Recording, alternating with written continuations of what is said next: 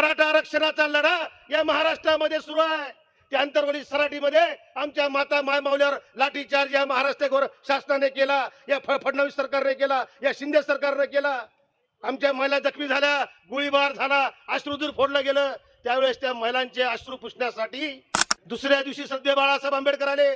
बाळासाहेब आंबेडकरांनी जाहीर केलं या सर्व माता माऊल्यांच्या सोबत आहे. ज्यांनी या ठिकाणी लाठीचार्ज केला त्या अधिकाऱ्यांना तात्काळ निलंबित केलं पाहिजे, तर आम्हाला रस्त्यावर उतरावं लागेल. दुसऱ्या दिवशी सगळे अधिकारी निलंबित झाले. आणि त्याच आंदोलनामध्ये बाळासाहेबांनी जाहीर केलं गरीब मराठा समाजाला आरक्षण मिळालं पाहिजे, ही माझी भूमिका आहे. त्यासाठी माझा जरांगे पाटलांना पाठिंबा आहे. आणि बाळासाहेबांच्या सोबत त्या ठिकाणी अशोक हिंगे नावाचा कार्यकर्ता सुद्धा सोबत होता.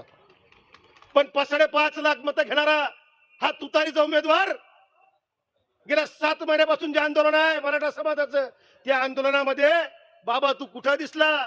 बीडच्या सभेमध्ये दिसला नाही, अंतरवलीच्या सभेमध्ये दिसला नाही.